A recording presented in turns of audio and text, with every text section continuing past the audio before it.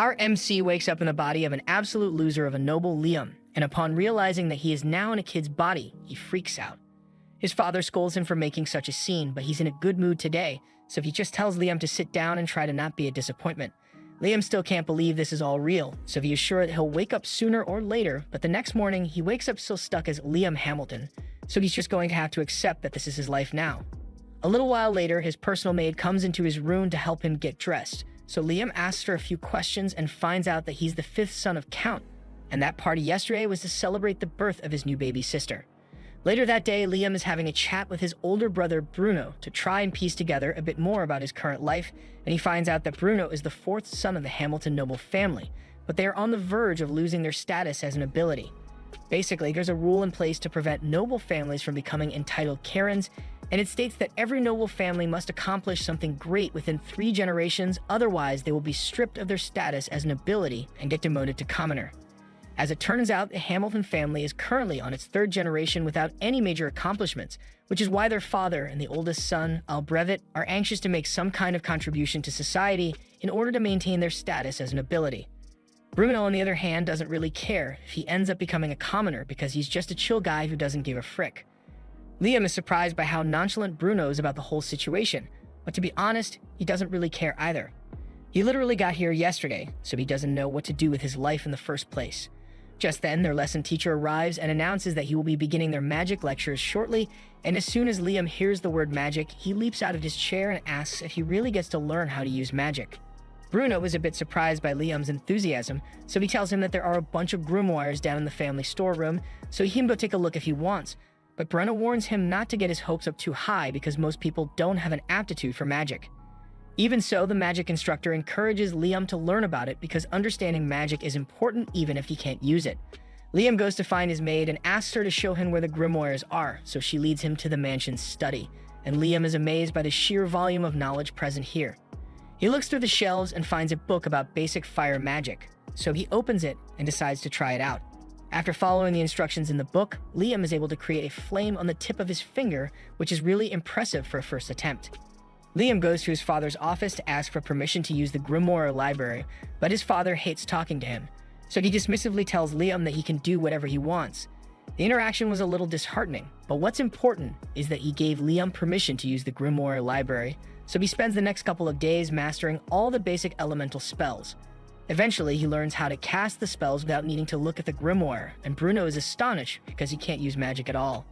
He tells Liam he is amazing, and soon enough he will be able to make a name for himself.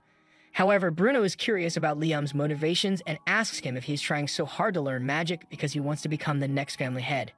After all, that may make him a target for their elder brother. But Liam has no interest in the family politics of succession, he just thinks magic is cool. Since he has mastered all the novice spells, he decides to start learning ice magic, but while he is leaving the library, he gets called by his father. His father had heard about Liam's talent for magic, and even though he couldn't give a damn about Liam a couple of days ago, he is suddenly really interested in him. He asks for a magic demonstration, so Liam shows him that he can cast magic without needing to open a grimoire, and the Count is elated because he might be able to use Liam to secure their family's position. From now on, he tells Liam that he is allowed to use whatever resources he may need for his magic studies.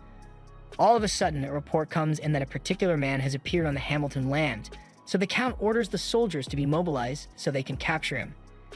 From the sound of things, this guy must be a really big threat, but that has nothing to do with Liam, so he heads back out into the forest so he can practice his magic. While he is walking out into the woods, he finds a man sitting under a tree, and the man seems a little on edge once he spots Liam. He asks if Liam is a member of the Hamilton family here to capture him, and Liam confirms that he is indeed a member of the Hamilton family, but he has no interest in capturing him. He doesn't even know who the guy is to begin with. The guy is relieved that Liam isn't after him, but then he notices that Liam is carrying a grimoire, so he asks if he is studying magic. Liam confirms it, and since constant practice is the best way to improve, he's going to go practice now. However, before he leaves, the guy asks Liam if he wants to learn a more efficient way of using magic. This gets Liam's attention, so he asks the man what he is talking about, and the man shows him a technique that allows him to use 5 different types of magic at once. Liam is extremely impressed, so the guy asks if he wants to get a quick magic lesson, and Liam says he would love to. The guy is honestly surprised that Liam is being so polite since nobles are known to be quite the arrogant bunch, but Liam is different, mostly because he just reincarnated here recently. Well, anyway, in Liam's first lesson, the man asks him to try drawing 2 diagrams on the ground at the same time. Liam does as he is told, and he turns out to be pretty good at it, so the next step shouldn't be hard for him to master. He now tells Liam to try using 2 different spells at the same time, so Liam attempts it with a flame cutter on his right hand and a fireball on his left. After visualizing the spells, Liam is able to simultaneously cast them on his first try, and the man is truly amazed because it is extremely rare for one to be able to use this technique, let alone on their first attempt. He encourages Liam to keep going and tells him to try using 3 spells at once instead of 2, so Liam gives it a try, and it seems to be working at first, but then his magic suddenly fizzles out, so Liam gets disappointed. However, the man assures him that he performed the technique properly, so the only reason the magic died out was because he doesn't have enough magic power in his body right now to sustain it. Casting multiple spells at once consumes an insane amount of magic power, so Liam just needs to learn to control his magic a little more so he will be able to maintain the simulcast. For now, the man is going to give him a little lesson about the nature of the techniques, so he asks Liam to sit on the ground while he makes an illustration in the dirt. These are prime numbers, and the man explains that the multi-spell casting technique only works with prime numbers. He has no idea why it works that way though. Basically, you can cast 1, 2, and 3 spells at once, but if you try to cast 4 at once, it won't work no matter what you try. Right now, the man has a limit of 13 spells at once, which is unbelievably impressive, but honestly, he has enough magic power that he can easily go up to 16. However, due to the prime number rule, he can't activate any higher simulcasting until his magic power can accommodate 17 spells. Liam is currently 12, so the man is confident that with a solid training routine, Liam will be able to raise his magic power to great heights, and to help him with that, the man offers him this special ring. The ring is basically a massive grimoire and has all sorts of spells stored on it, so Liam can learn them whenever he wants. Liam excitedly puts the ring on, and more than 300 spells begin flowing into his little head. He can't wait to try them out, so he turns towards the woods and activates the wind shot spell, creating a massive gust of wind. He is really happy with how this turned out, so he turns back to the man to thank him, but the man is nowhere to be found. Just then, Liam's maid shows up and warns him that it's dangerous to be out in the woods alone right now. Apparently, there's a suspicious man on the loose, so she tells him to be careful about talking to strangers, but that aside, she came here to give him a grimoire his father wants him to have, so she hands him the book and walks off to return to the mansion. The man then reappears behind Liam, and so Liam asks him where he went to a second ago, but he tells him that he never actually left. He was just using invisibility magic to stay hidden since he can't let anyone find him here. That aside, that's a really interesting grimoire Liam just got, so the man offers to show him a neat trick.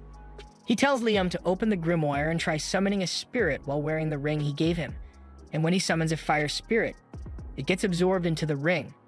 He does the same with all the other elemental spirits, so he can ask for their help later, but by the time he's done, he realizes that the man is gone, and this time he won't be coming back.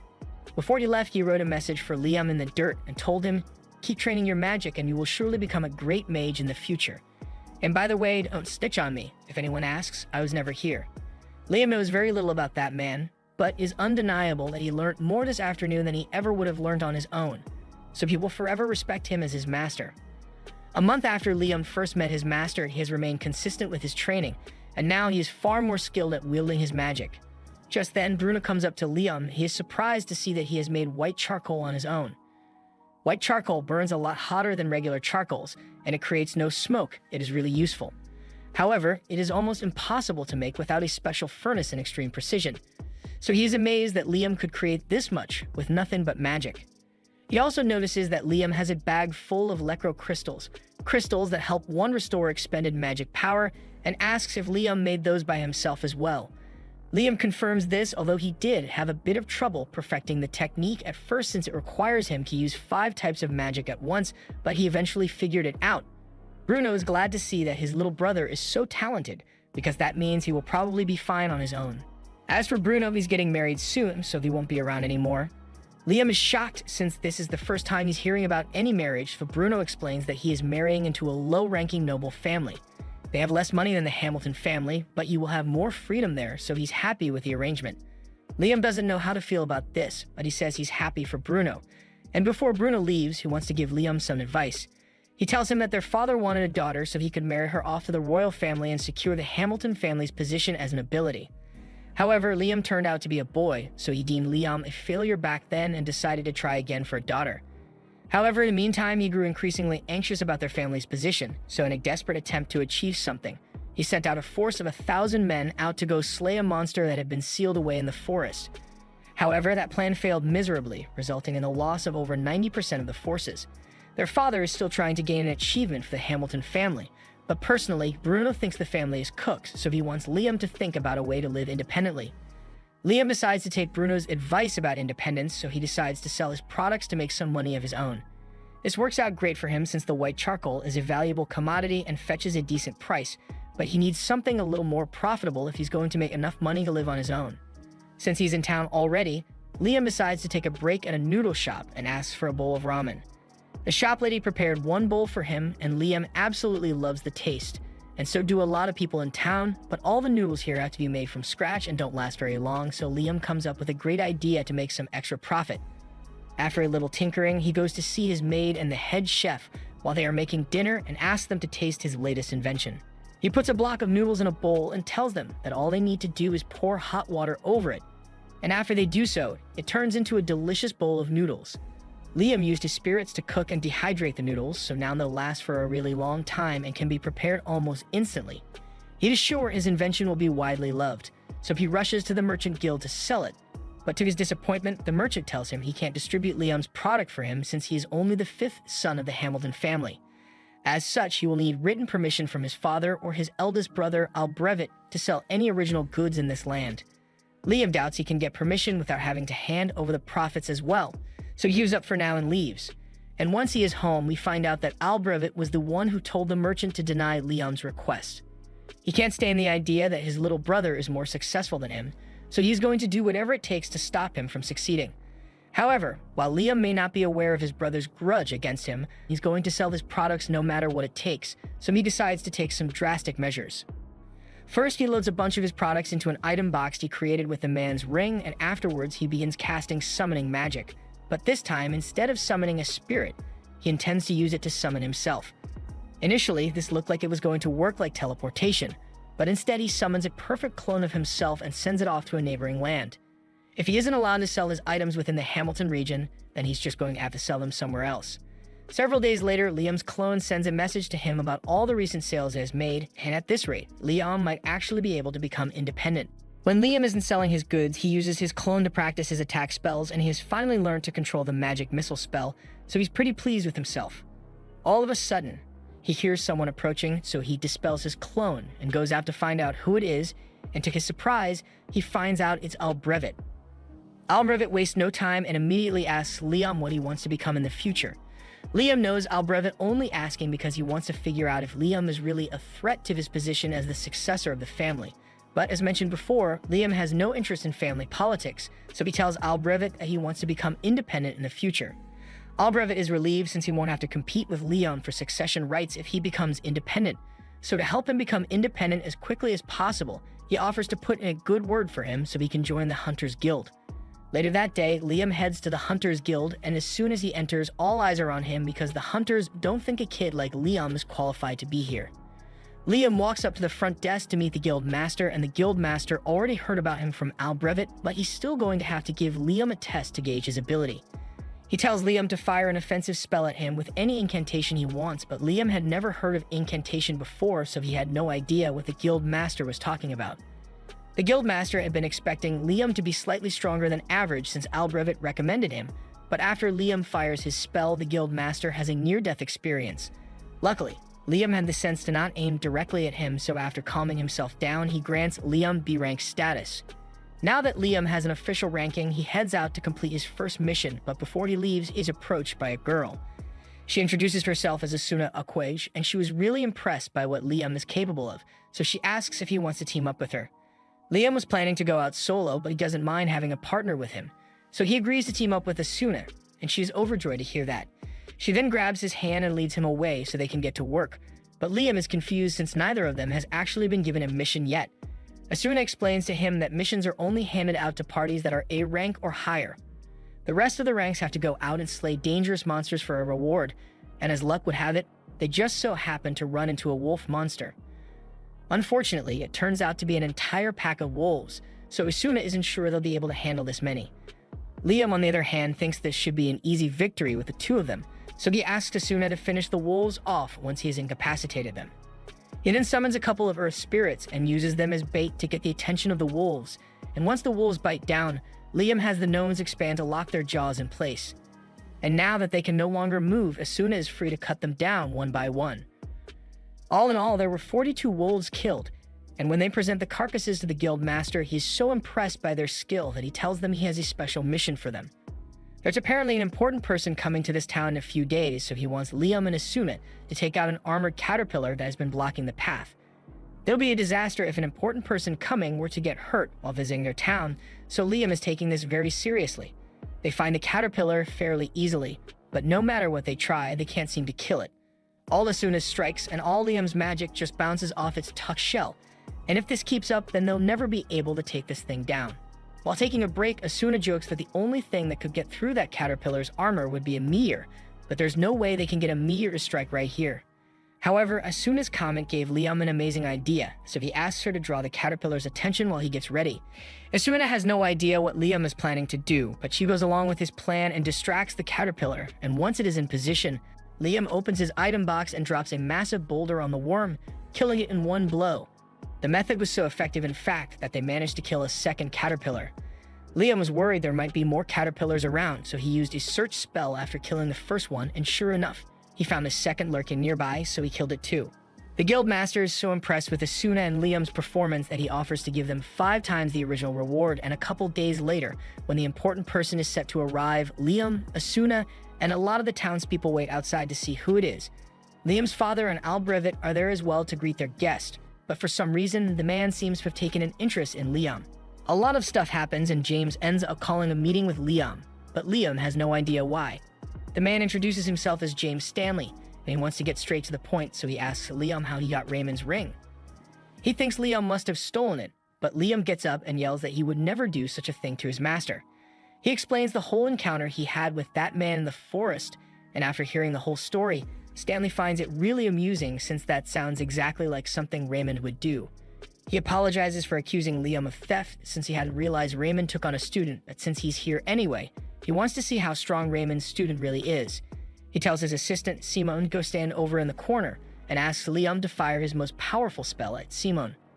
Liam agrees to the test, so he gets into position and prepares to cast his magic missiles, but for an extra boost, he decides to use an incantation. He recently learned that incantation amplifies the magic power used in casting a spell, and for the best effect, the words used in the incantation must have some significance to the caster, so Liam starts reciting the names of his favorite idols. The incantation evidently works because Liam's spell casting is boosted from the usual 7 to 11 at once, and poor Simon over here can't handle it, so the attack breaks through his shield and he gets hit. James is impressed with Liam's capacity for high-volume magic, so he offers him a reward and says he will be granted the status of a knight. Becoming a knight means Liam is now independent, so Albrevit will probably stop watching him from now on since he's no longer a threat to his succession. Anyway, James knows Raymond really well, so he knows that Raymond loves playing practical jokes and asks if anything like that has happened to him recently. And now that he mentions it, when Liam was training to master his item box, he ended up using it to drain out the lake in the forest. But when he did this, he found a letter left there by Raymond.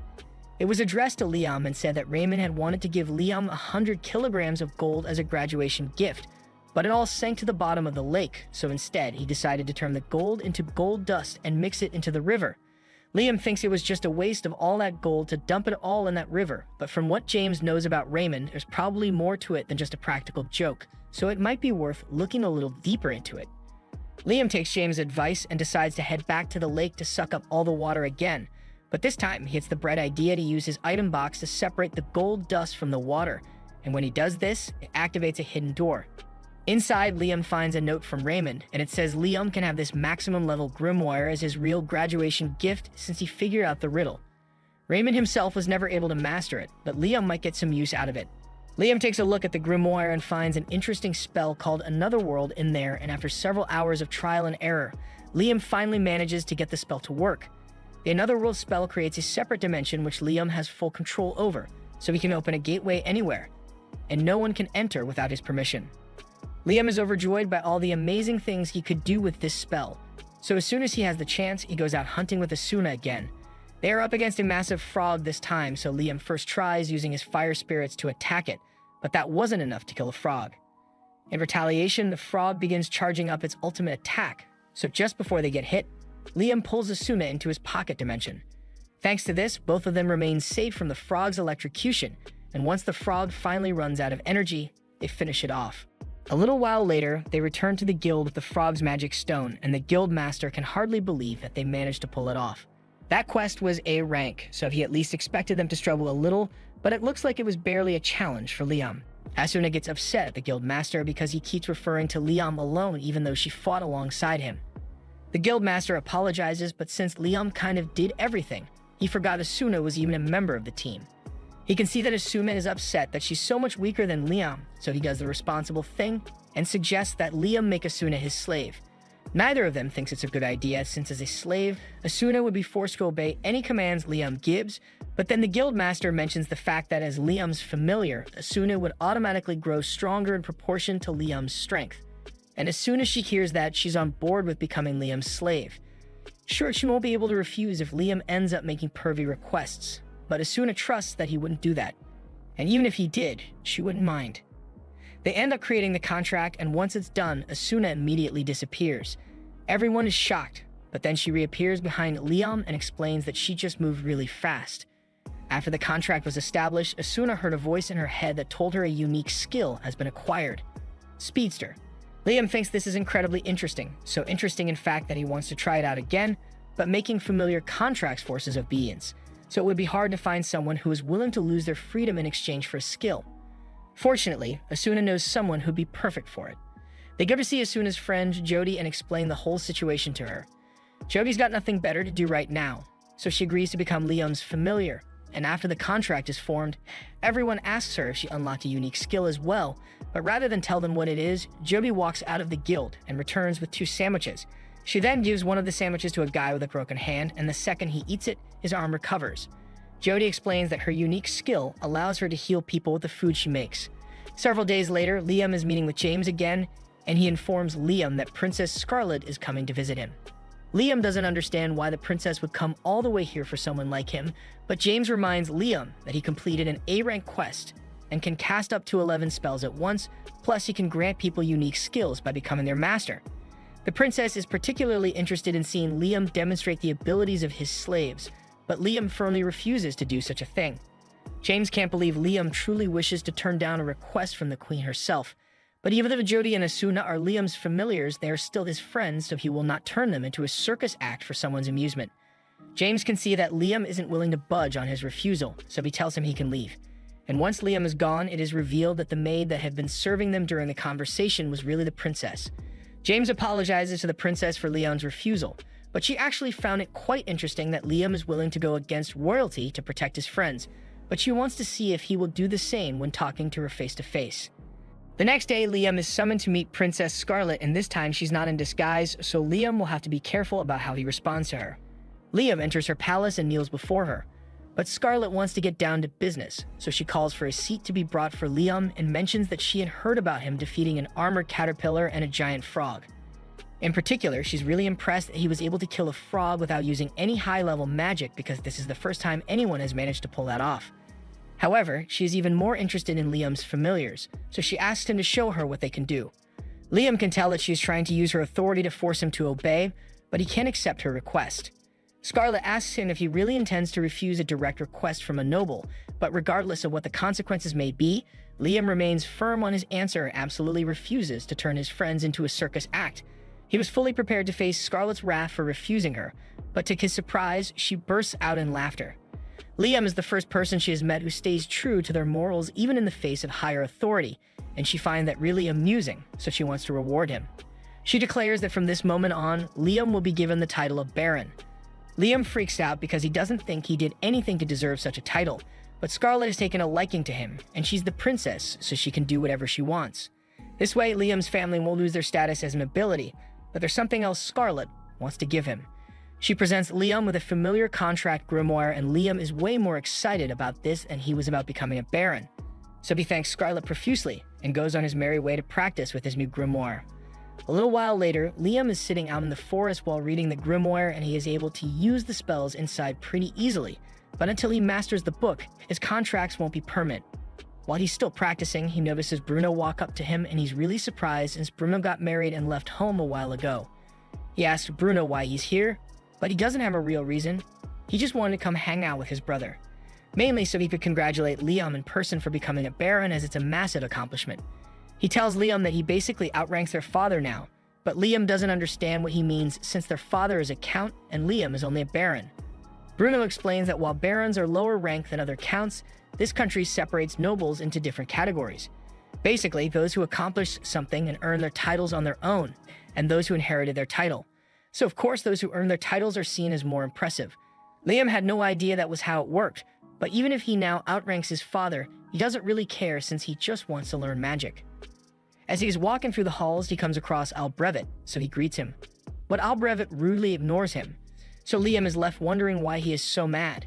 Meanwhile, Albrevet is absolutely furious that his stupid little brother is somehow overshadowing him. While he's walking, he overhears a couple of maids talking about how much Liam has been accomplishing lately, and he takes great offense to this. So he yells at them and says if they think Liam is so amazing, then maybe they should quit and go work for him instead. The maids realize Albrevet is jealous of Liam, so they quickly apologize for offending him. But Albrevet isn't done yet, so he asks the maids if they think Liam is better than him. The answer is pretty clear since one of them is a magic prodigy who earned himself a title at the age of 12, while the other is an entitled brat who hasn't a single noteworthy thing in his life. However, the maids would like to keep their jobs, so they don't say this and instead tell Albrevet that he is better than Liam. Albrevet then walks away in a huff, and he is determined to prove that he really is better than Liam, so he swears that he will accomplish something as well. The next day, Liam meets with Asuna and Jody in town, and the three of them seem to have become quite popular. Mostly because of how pretty Jody and Asuna are, and consequently, every guy in the crowd is staring daggers at Liam out of jealousy.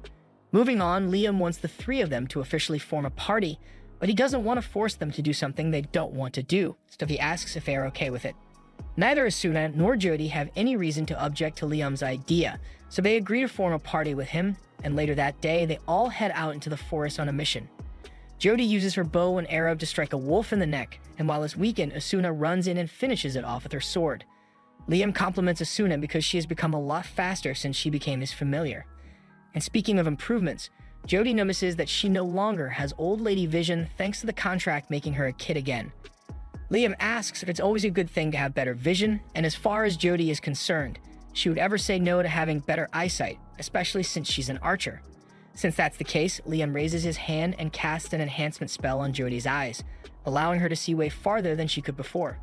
Asuna asks Liam about what he just did, so he explains that he just used a basic enhancement spell to give Jody better vision. Asuna thinks that sounds really cool, so she asks Liam to cast an enhancement spell on her as well, but Liam doesn't think that's such a good idea. He could probably enhance Asuna's combat power, but they would be risky since there's a high chance she would break her bones under the stress of her new strength. But something like boosted vision has no real drawbacks. With her 20/20 vision, Jody can practically snipe anything that is within range of her bow, and it's all thanks to Liam, so she's really grateful. After a long day of hunting, Liam and the others return to the guild, but they are shocked to see the place in absolute chaos. They ask what happened and are told that Albrevet caused a huge mess by breaking the forest seal. Liam immediately realizes that Albrevet must have attempted to defeat the monster sealed in the forest out of twisted jealousy, and Liam believes this is partially his fault, so he runs out to the forest to assess the situation. He and the others soon arrive on the scene, and it is much worse than anything they could have imagined.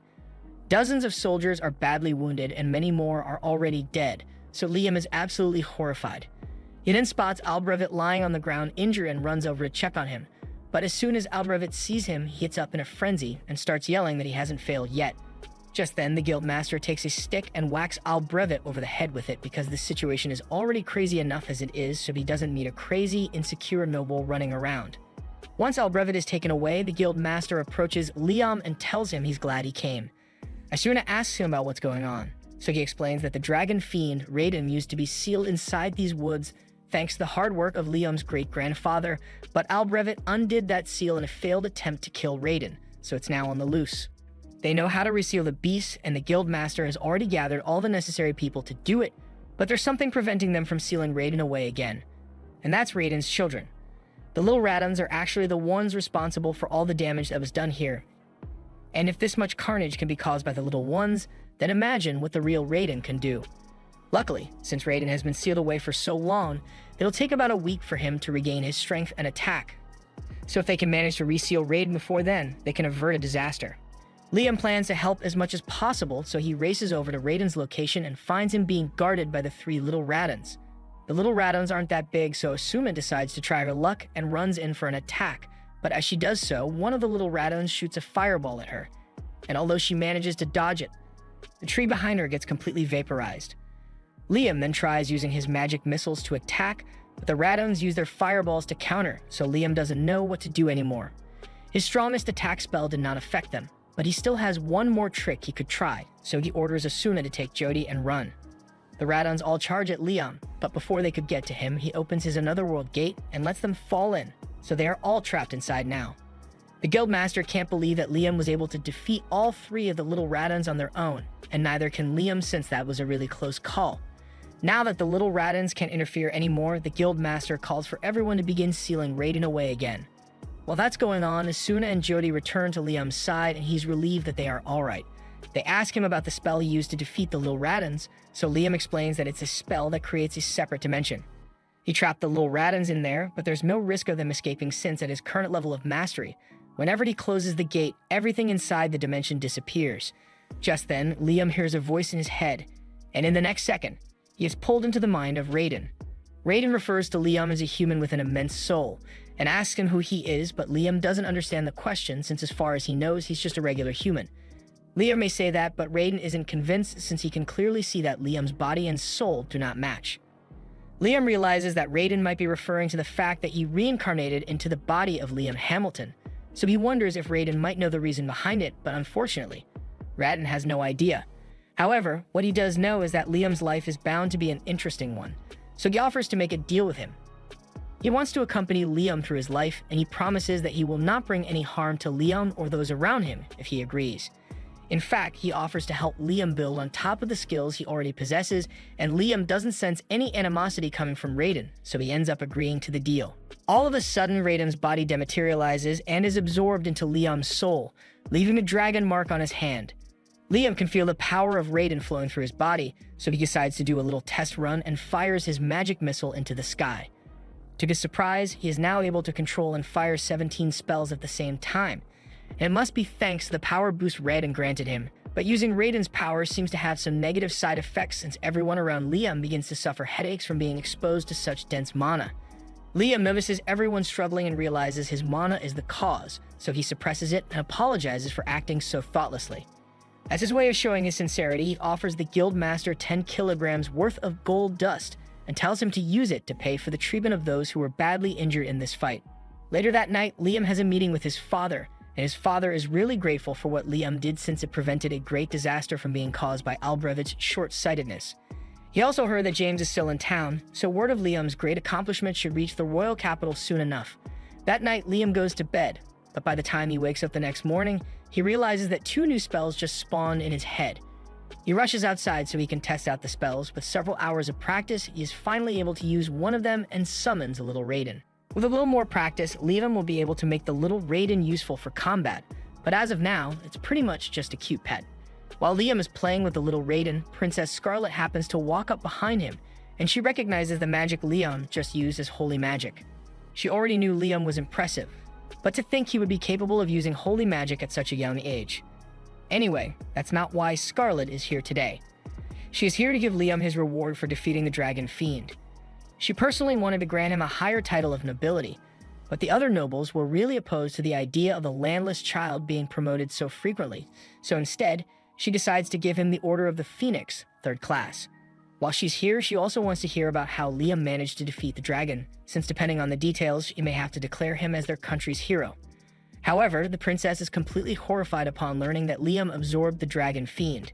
She thinks this means she was totally wrong about him, but then again, she did just see him use holy magic, so maybe not.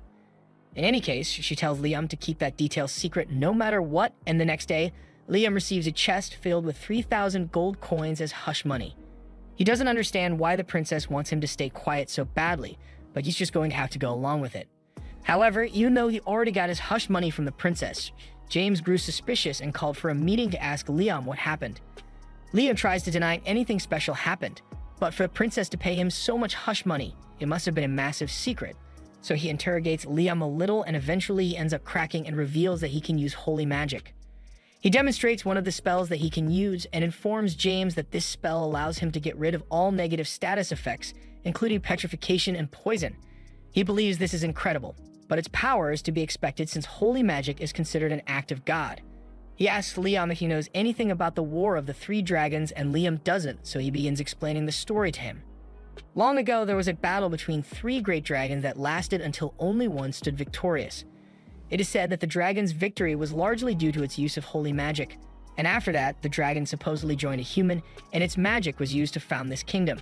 When James says join, the first thing that pops into Liam's head is that the dragon and the human got married and had children, but that's not the case. James points out that Liam is a prime example of what it looks like to join a dragon, and now that he thinks about it, Raiden did enter his body, so the two of them are technically joined. James tells Liam that he's basically recreating the legend of this nation's founding, but as amazing as that is, there are more pressing matters to discuss.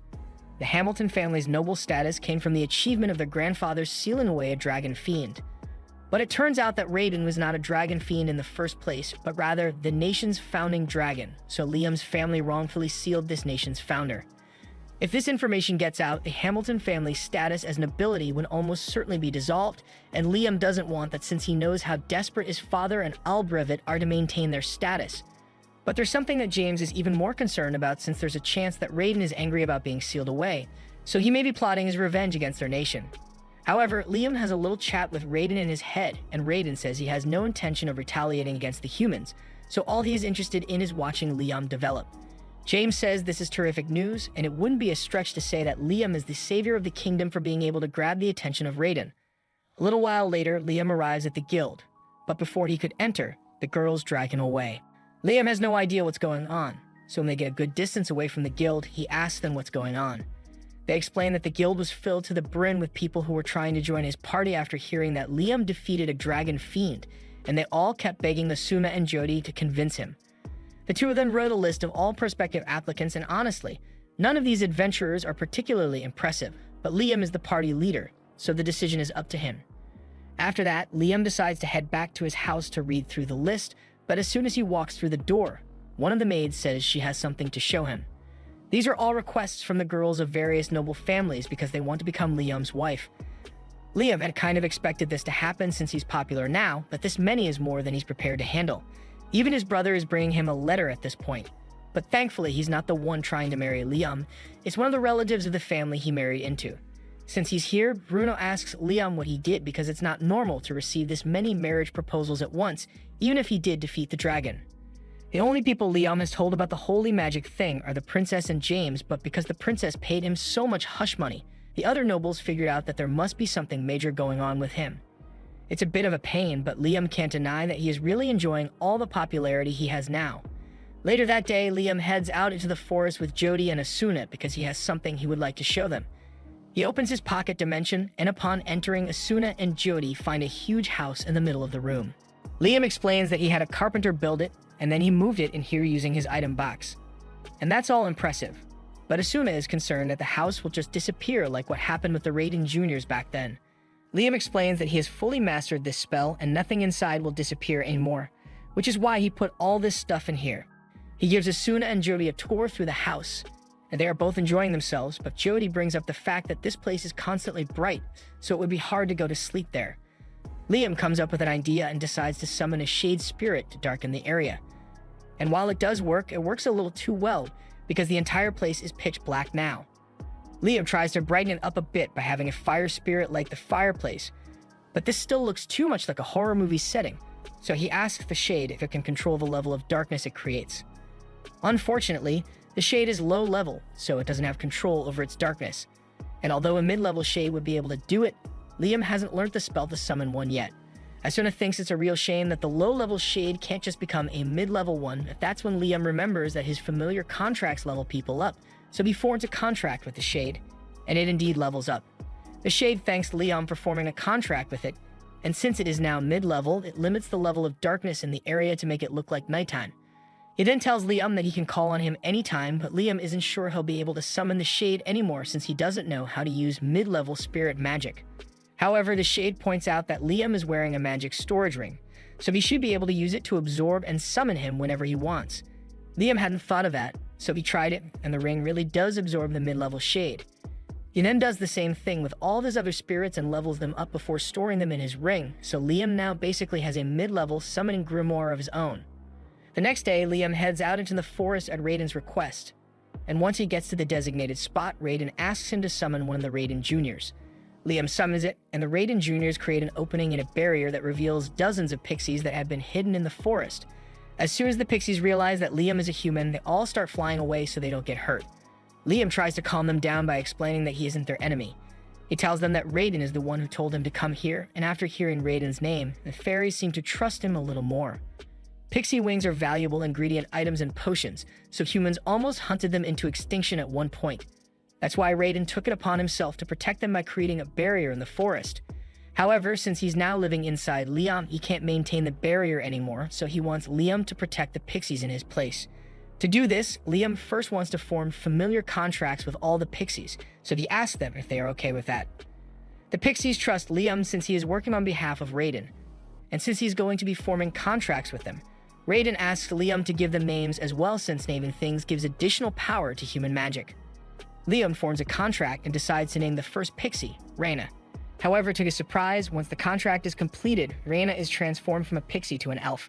Raiden thinks it's interesting that the pixies evolved into elves, but he isn't that surprised by it. However, Liam is totally confused and has no idea how this could have possibly happened. Raiden explains that by forming a magic contract and naming the pixie at the same time, the magic power from both actions resonated and created a stronger response than normal, which is why the pixie evolved so much. From now on, Raiden says it would be best if Liam named every familiar that he forms contracts with. After seeing the effects of the contract, all the other pixies are eager to form a contract and ask Liam to name them as well. Once all the pixies have been turned into elves, Reina asks him for some orders since they are his familiars. Liam hadn't really thought that far ahead since he'd just come here at Raiden's request. But since the pixies are all elves now, he suggests that they should start building a village for themselves. He also appoints Reina as the leader of the village since she was the first pixie he evolved, and she's the only one whose name he remembers right now. Once that has been settled, the elves get to work planning their village, and Liam is completely exhausted since he used way too much magic power when forming all those contracts.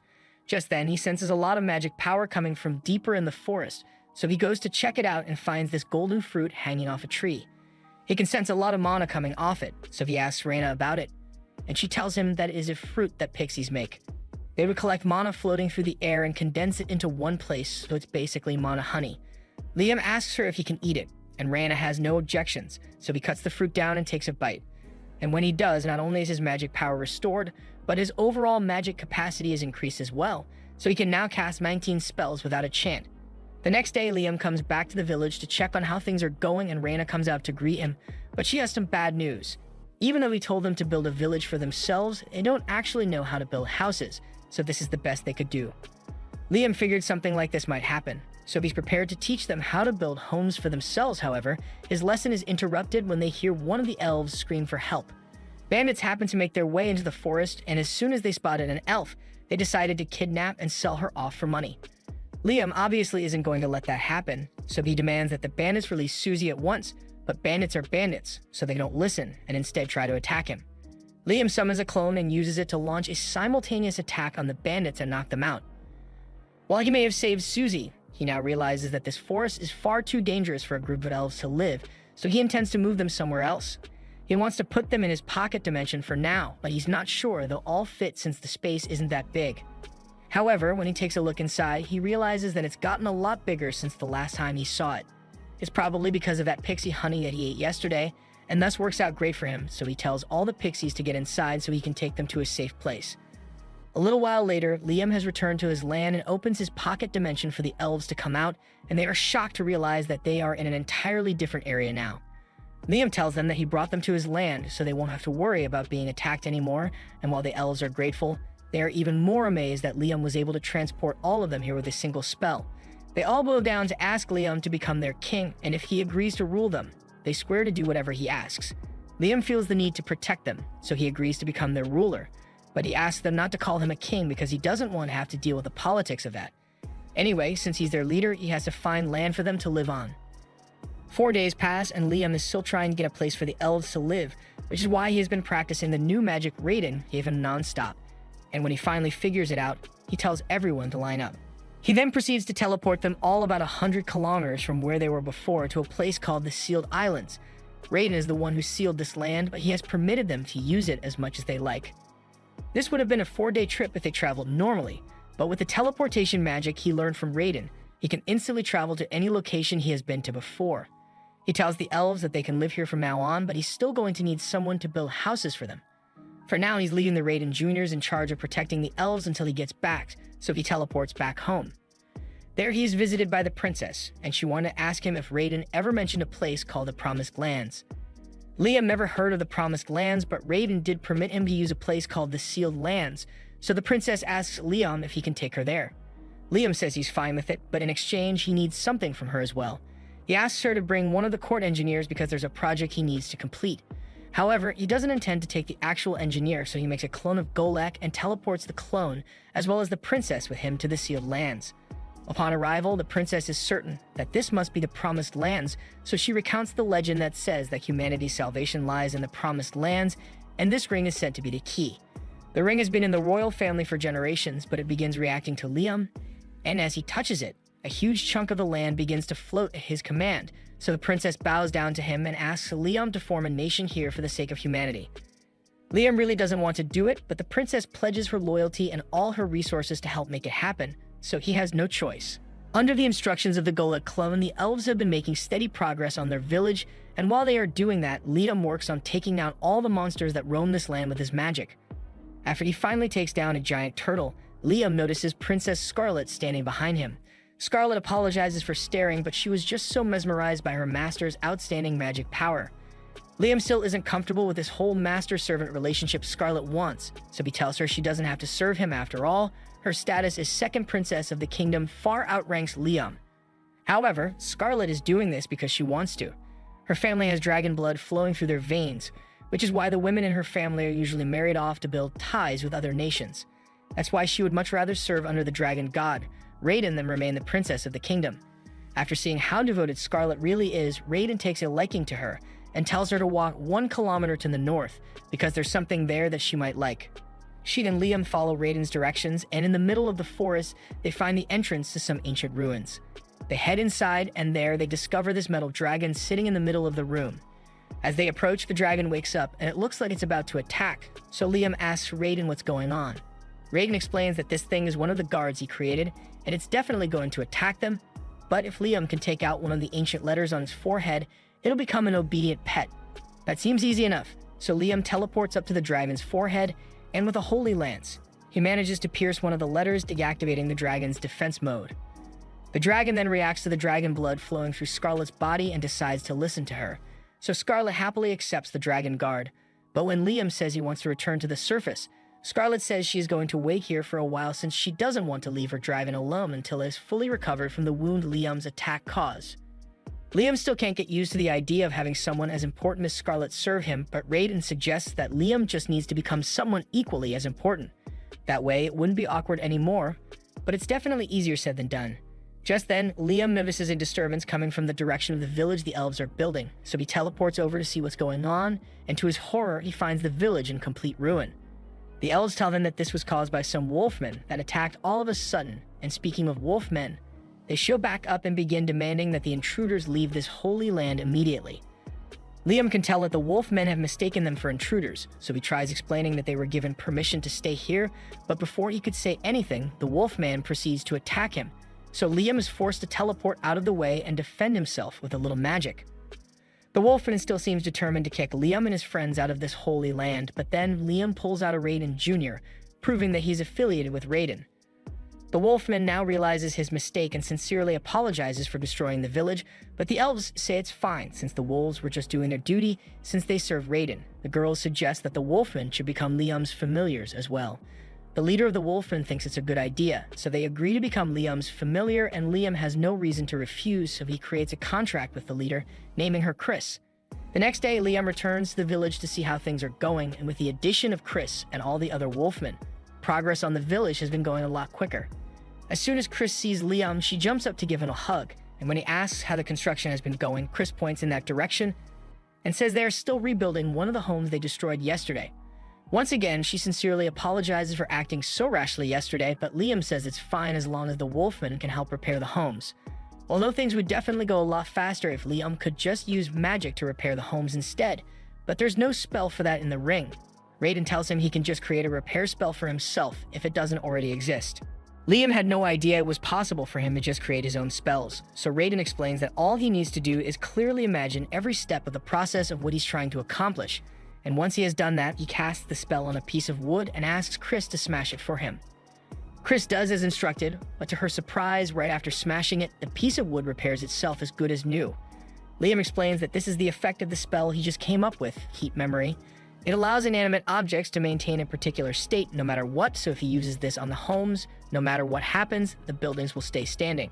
After getting the hang of this spell creation thing, Liam begins experimenting with all kinds of spells and ends up creating explosive magic missiles. He intends to continue inventing more spells, but all of a sudden, he gets called because there's an emergency. Humans have invaded the land and are hunting down some pixies that live here.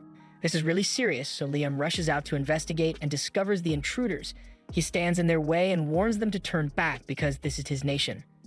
The men think Liam is just a stupid child, so they ignore him and continue moving, but then Liam fires a warning shot to make it clear that he is not messing around. The men don't take kindly to this, so instead of just turning around and leaving, they decide to attack, and they leave Liam with no choice but to take each and every one of them out. After all the soldiers have been taken care of, Liam returns to the village where Rihanna thanks him for protecting the pixies. These pixies used to live in the forest, but they were attacked by the soldiers who were trying to capture them, so they fled here for safety. Liam tells the pixies they are all welcome to stay here for as long as they want, and he is even willing to form contracts with them. But there are a lot of pixies here, so Liam spends a lot of time naming them, and he's starting to run out of names. The next day, Liam calls a meeting with the girls in his pocket dimension and shows them the helmet to ask if they know anything about it. Scarlet recognizes the crest on the helmet as that of Palta, and like the kingdoms of Jumil and Quistador, Palta is a kingdom that borders the Promised Land. That can only mean that the men who attacked yesterday were likely Palta scouts, and if that serves as any indication, then scouts from Jumil and Quistador will eventually start showing up as well. The three nations were once separated by the valley, but now that Raiden's illusion barrier is no longer in place, they must be trying to claim the land for themselves. Scarlet thinks that the only way to permanently stop anyone from taking over the Promised Lands is for Liam to form a nation here, and Liam agrees, so Scarlet begins listing the things he will need to form a nation. He needs land, people, and power, and Liam clearly already has land. As for people, as Liam's popularity spreads, people will naturally flock to his side, so he doesn't have to worry about that. The only thing left to consider is military power. Liam may be strong on his own, but he needs a defense force that's strong enough to protect the land even while he's not around. With that said, Chris volunteers to protect the Promised Land and swears that she will kill anyone who tries to attack it. Liam doesn't like how violent her statement was, but Wolfmen are well suited for combat, so he decides to entrust security to her after all. Scarlet tells Liam that all he needs to do is continue building his village while demonstrating his power by driving off enemy invaders, and sooner or later, the surrounding nations will realize that it would be far more beneficial to form an alliance with him. Everyone agrees on this plan of action, but by the next day, things had progressed far quicker than Liam thought it would. He is met by a man named Leonardo, and he introduces himself as a noble from the Jumil kingdom, sent here by the king of Jumil to meet with Liam. He explains that the kingdom of Jumil does not want to fight with him, so he is here in hopes of forming an alliance with him. And if Liam agrees, the king of Jumil is willing to offer Liam Princess Scarlet's hand in marriage. Liam is a little suspicious since he hasn't done anything to warrant such an offer yet. By now, from Scarlet's previous actions, Jumil must have realized that these lands have something to do with the dragon god. So it's possible that they are trying to get on his good side because of that. However, he still isn't sure what to do about it, so he creates a telepathy spell on the spot and starts talking to Scarlet to ask if she thinks it is a good idea to accept their offer. Scarlet tells him he should accept, since if the two of them got married, then it would at least buy them half a year of time to expand their nation. Liam takes her advice and tells Leonardo that he would be honored to marry Princess Scarlet. However, he wants to postpone marriage for a year so he can fully develop his nation into something worthy of the royal family. Leonardo says he understands and leaves to relay Liam's statement to the king, and now that that's been taken care of, Liam decides to visit Princess Scarlet's mansion over in the royal capital. But it's a really long journey to get there, so he had Scarlet escort his clone back, and once the clone arrived, it teleported the real Liam here. Now that Liam has been to Scarlet's mansion, he can come back whenever he wants, and since this is his first time in the royal capital, he wishes he could go sightseeing. But since he is now the ruler of another nation, Liam needs to keep a low profile while he's here. Scarlet invites him inside to have some tea, but before Liam gets inside, he feels some of Raiden's energy radiating from this place, so he asks Scarlet if there's anything inside that could possibly be traced back to Raiden. As a matter of fact, there's something that fits that description, so Scarlet leads Liam to her mansion's cathedral, where a statue of Raiden has been preserved. This statue has been passed down through Scarlet's maternal family for generations, but Raiden had no idea this thing was still around since he had forgotten about it millennia ago. He tells Liam to go up to it and cast an all-clear spell, and when Liam does so, the statue begins to glow before being transferred onto Scarlet's body. Scarlet looks at herself and realizes she is now coated in strong-looking armor, and for some reason, she can feel immense power flowing through her body, so she attempts to cast one of Liam's spells and launches a holy lance. She manages to complete the spell, but it leaves her completely exhausted since she had to deplete all her mana to do it. Even so, the fact that she actually managed to cast the spell is amazing since she never could have done that before. Raiden explains that the armor Scarlet was just wearing was made to enhance the ability of those who wear it, and additionally grants them the ability to use some of Raiden's holy spells. Although Scarlet's body doesn't seem to be strong enough to handle the armor's full capabilities just yet. After all, this one is the golden armor, the strongest of all the armor sets that Raiden created. Scarlet could probably handle some of the lower-ranked armors, but they were all lost in battle, so there's no chance of getting one for Scarlet. Liam doesn't think that will be a problem since if Raiden created the armor to begin with, then all Liam needs to do is recreate it so Scarlet's body can handle its power. Raiden finds Liam's enthusiasm amusing, so he agrees to help him recreate the armor and tells him the first thing he will need is some high mithril. Liam asks Scarlet if she will be able to get some high mithril for the armor, and that shouldn't be a problem for her. So Liam gets to work right away.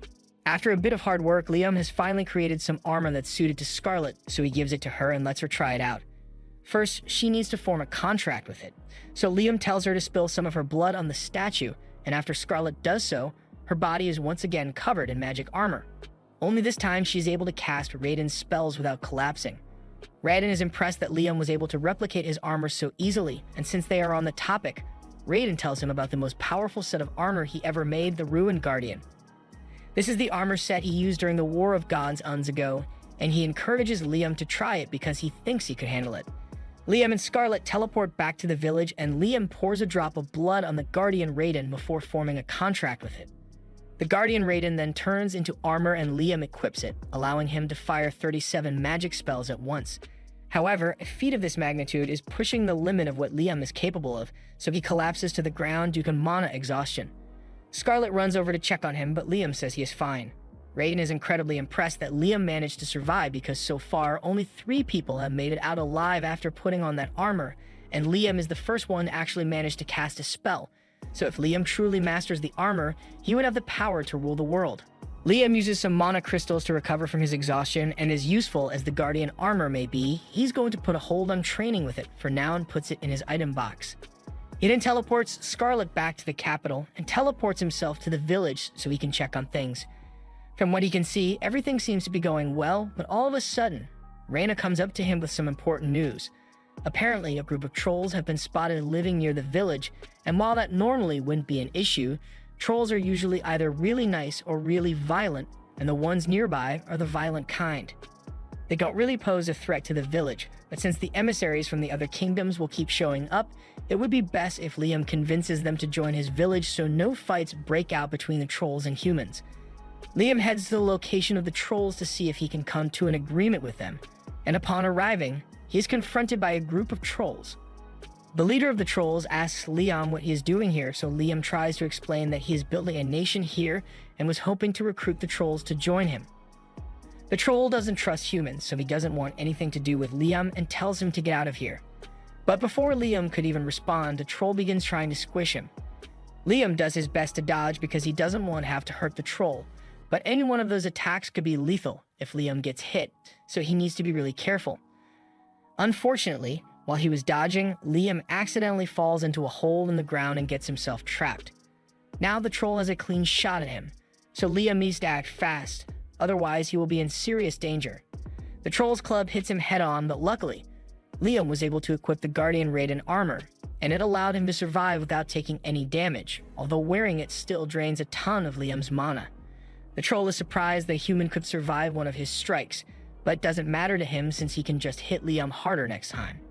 However, before he does that, Liam points to the troll's people behind him. In his blind rage, he did quite a bit of damage to them without realizing it, and if Liam hadn't taken that last strike head-on, he could have seriously hurt his friends with the flying debris. The troll realizes he may have acted a bit rashly, so he calms down and says he will listen to what Liam has to say. Liam thanks the troll leader for cooperating, and once all the trolls are gathered, he explains that he is building a village near here. And while it mostly comprises elves and werewolves right now, there's a chance that a lot of humans will come here in the future. In the worst-case scenario, a conflict could arise between the trolls and the humans, causing the humans to hunt down the trolls, and Liam would like to avoid that, so he wants the trolls to join his village. The troll leader understands what Liam is saying, but he wants to see Liam's village in person before he makes any decisions. Liam is fine with that, so he teleports all the trolls into the village, and the trolls are all amazed by what they see. But then the troll leader gets spotted by Chris. The two seem to know each other, and on sight, she charges at the troll and kicks him to the ground. Liam is confused by what just happened and asks Chris for an explanation, so she tells him that she and the troll go way back. Long story short, Chris and the troll both find each other very annoying, so literally every time they bump into each other, they end up fighting. To date, Chris has beaten him 307 battles, and the troll has beaten her 370 times, but speaking of which, she was really disappointed with that last battle as the troll barely put up a fight at all. She asks him if he got weaker or something, but Liam reminds Chris that she evolved into a werewolf, so the troll didn't get weaker, she just got stronger. The troll gets upset since Chris is now too strong for him to fight, but Chris tells him her power boost came from forming a contract with Liam, so she suggests the troll should do the same so they can be on equal footing again. The troll agrees, so Liam forms a contract with him and names him Guy. The contract causes Guy to evolve from a troll to a gigas, and while he may have shrunk, Liam can tell that his power increased dramatically. Now that Guy is stronger, Chris says she wants a redo of their battle, so she attacks Guy, and this time he is able to block the attacks and counter. To them, it may seem like a regular brawl, but with their current strength, even a single punch or kick could easily kill a normal person, so all the other trolls stand there in amazement. Liam tells them he can give them names too if they want, so the trolls graciously accept, and Liam now has to come up with 50 more names on the spot. Once all the trolls have formed a contract with Liam, he asks them to do a small favor for him, so they head back to the canyon and begin collecting huge rocks for him. Guy and the other trolls get to work for him, and Chris tries to help as well, but she is nowhere near as strong as Guy, so he tells her to just leave the manual labor to him. She refuses to give up, but eventually her legs give up instead, so Guy lifts the boulder off her back and asks Chris if she's alright. Chris is fine, but her pride isn't, so she runs off in embarrassment. After all the rocks have been gathered, Liam thanks Guy and the others for helping him, but Guy doesn't understand what he plans to use all these rocks for. Later explains that earlier, when he first met the trolls, he noticed a lot of ores there, so he wants to try melting down the rocks to extract the metals. He summons a gnome and a salamander to create a furnace and blast the rocks until he ends up with a ton of iron, some copper, a little gold, and a tiny bit of mithril. Liam is really disappointed since he was hoping he could get more mithril out of the ores, as mithril is the main ingredient used to make those armor sets. Liam asks Raiden if it is really necessary to use mithril for the armor, and Raiden says mithril is vital since no other metals are strong enough to handle the stress the armor will go through. However, while Liam still doesn't have enough mithril, he does have a ton of iron, so he decides to just try his luck with the iron and see how it turns out. He melts down the iron and has his gnome make the mold for the armor so he can pour in the metal. And once that's done, he begins infusing it with Raiden's mana, while also giving it a name for good measure. He decided to name the battle armor Apollo after the sun, and after pulling out of the mold, we see that the Apollo battle armor was made in the shape of the sun. Liam figured that naming it would be more effective if the armor's form and its name matched, and it seems to have worked because the battle armor creation was successful. However, Liam runs into a separate problem that evening. Even though he successfully made battle armor out of iron, he still needs to come up with individual names for the armor sets for them to work, and he is all out of ideas for good names. After racking his brain all night, Liam was able to make 15 sets of armor, so he decided to distribute them evenly among the elves, werewolves, and trolls. Everyone gathers outside to test their new armor with mock battles, and both Guy and Chris seem to be enjoying themselves since they are stronger than ever before. Just then, a group of bandits happens to find their way into the forest, and as soon as they spot the elves, they immediately plan to kidnap and sell them off for money. However, they must be lacking a few brain cells because they think it's a good idea to threaten the elves here, even though there's a group of trolls and werewolves right next to them. The leader of the bandits declares that he will be taking the elves with him, and as long as they cooperate, he won't have to hurt them. Liam thinks he should do something, but before he can act, Rana tells him to let them handle this on their own. She then calls over one of the weakest elves, Mina, and tells her to beat up those bandits. Normally, Mina wouldn't be able to hurt a fly, but with the armor Liam gave her, she is able to instantly knock out all the bandits. Liam is amazed by how much strength the armor granted Mina, so if he can just make enough for all the elves, they'll be able to defend themselves from any future threats. But that means he's going to have to come up with even more names for the armor. While Liam is agonizing over it, the bandit leader manages to sneak up behind him, and he tries to use Liam as a hostage and demands that everyone listen to him if they don't want Liam to die. However, no one reacts because they know the bandit can't hurt Liam, and a second later, Liam hits him with a power missile straight to the chin.